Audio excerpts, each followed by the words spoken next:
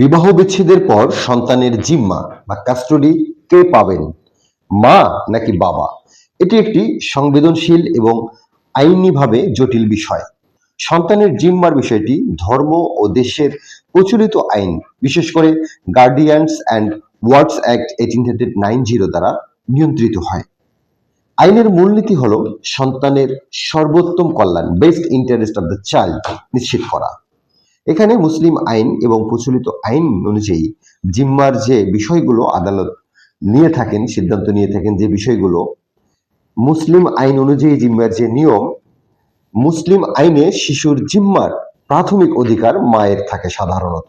এটিকে হিজানত বা হেফাজত বলা হয়, তবে অধিকার একটি নির্দিষ্ট বয়স পর্যন্ত প্রযোজ্য। মায়ের জিম্মা প্রাথমিক অধিকার বা হিজানত, মা নির্দিষ্ট বয়স পর্যন্ত সন্তানের জিম্মা পাওয়ার অধিকারী। এখানে পুত্রের ক্ষেত্রে সাধারণত 7 বছর পর্যন্ত, কন্যার ক্ষেত্রে সাধারণত বয়ঃসন্ধিকাল পর্যন্ত। এই সময়কালটি শেষ হলে জিম্মার অধিকার সাধারণত পিতার কাছে চলে যায়। এখন আসলে পিতার জিম্মা বা গার্ডিয়ানশিপ আইন। এখন আইন অনুযায়ী সন্তানের যে প্রাকৃতিক অভিভাবক বা ন্যাচারাল গার্ডিয়ান যেটা বলি আমরা, সেটা হলেন পিতা।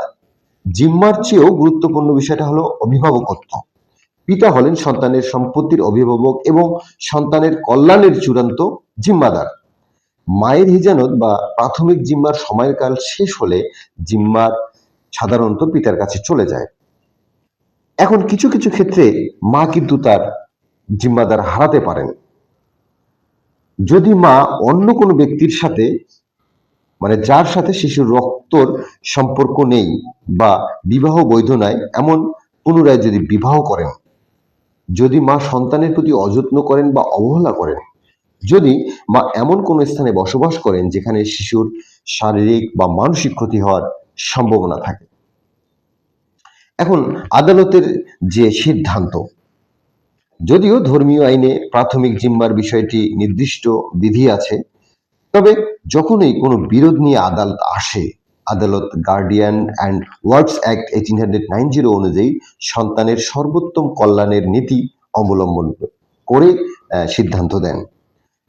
আদালত যা বিবেচনা করেন, আদালত জিম্মার বিষয়ে সিদ্ধান্ত নেওয়ার সময় সন্তানের জীবনের প্রতিটা দিক বিবেচনা করেন, যেমন সন্তানের সর্বোত্তম কল্যাণ, সন্তানের ইচ্ছা, পিতামাতার আর্থিক সামর্থ্য, পিতামাতার নৈতিকতা ও চরিত্র, পিতামাতার শারীরিক ও মানসিক স্বাস্থ্য, তারপর আগে থেকে জিম্মায় থাকা শিশু যদি দীর্ঘদিন ধরে কোনো এক পক্ষের সাথে বসবাস করে অভ্যস্ত হয়, তবে সেই পরিস্থিতি বজায় রাখার প্রবণতাও থাকে।